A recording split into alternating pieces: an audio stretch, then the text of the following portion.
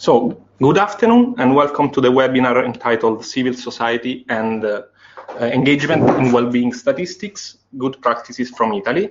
I am Duccio Zola, a researcher of Lunaria, an Italian association for social promotion involved in the Web-cosi European project, together with the ISTAT, the Italian National Institute of Statistics, leader of this project, the OECD, and the British organization IG News.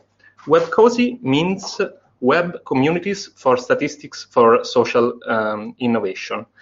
And this webinar is organized in the framework of the 2 years program activity of this project. Its aim is encouraging the exchange and dissemination of good practices carried out by some Italian civil society organizations in the field of the collection of data and statistics on well-being, be it through the aggregation, collection, and analysis of data, or the realization of specific synthetic indexes. First of all, I would like to thank all the speakers invited and the Kyoto Club staff for their kind hospitality. Kyoto Club is an Italian civil society organization based in Rome and active on the issues of climate change, sustainable growth, and the ecological transition. We are now broadcasting this webinar from the headquarters of the Kyoto Club, and as you will see, almost all the speakers are gathered here. So why this webinar? We can say that this webinar moves from 3 different, even if not unrelated, premises.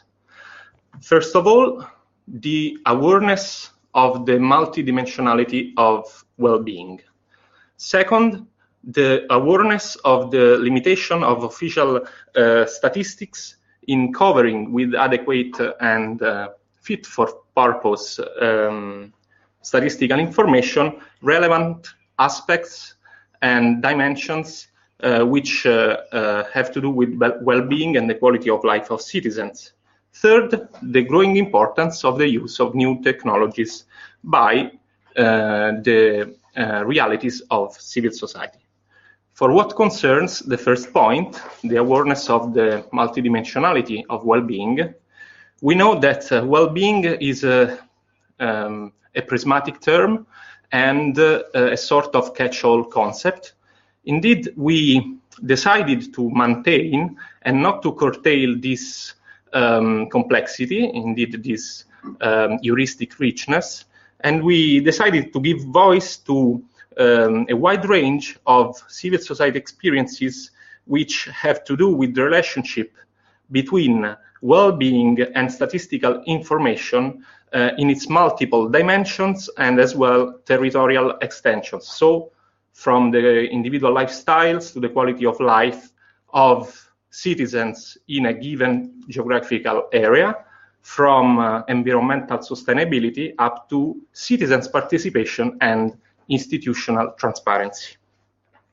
For what concerns the second point, the limitation of official statistics in covering with adequate statistical information relevant aspects of well-being, we must stress that today, in a condition of deep economic crisis and which adds to a growing social complexity and ecological interdependence, the role of civil society is in monitoring and collecting data and statistics on well-being is becoming more and more relevant.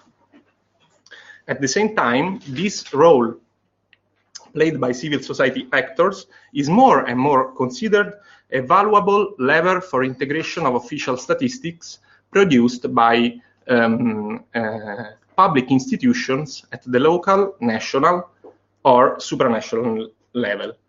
Just to give one example on this, one of the major developments within civil society in the last 2 decades has been the rise of bottom-up experiences carried out by civil society actors in which aim at influencing and monitoring EU and national policymaking in the field of collecting and disseminating non-official statistical indicators beyond GDP for measuring, of course, human well-being and societal progress. This consciousness by the actors of civil society came about due to the recognition that growth, that industrial and economic growth and well-being not always go hand in hand, and that growth taken in this narrow sense can have distorting and at times even negative consequences, impacts on well-being if it is not combined with appropriate social and environmental policies. On the political front, this debate on well-being and indicators is fueled by the fact that the issue of well-being assessment and measurement, as well as a statistical effort, a statistical exercise, has a strong political significance. In this light, the selections of statistics and indicators influences the policies, the evaluation of policies to be implemented. We can say that what is measured is the basis of what one does.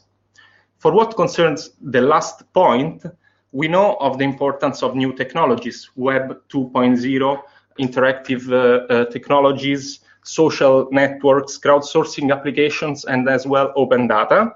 And these technologies are used by civil society organizations. This is a pillar of social innovation, of course, but it is an essential tool also, both for raising public awareness and encouraging the direct involvement of citizens in the collection, dissemination, and reuse of data on the issues and aspects of well-being.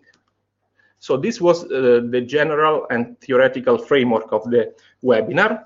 Now, before leaving the floor to Donatella Fazio, head of the R&D projects unit at ISTAT and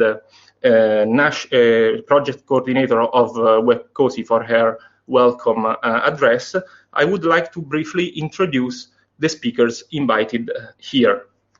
First of all, we have with us Eva Lessi, head of the sustainability program at the World Wildlife Fund Italy. She will concentrate on the WWF initiative on the ecological footprint. Then we have Luigi Reggi, co-founder of Moniton. He will introduce Moniton's initiative on the civic online monitoring of Italian public policies.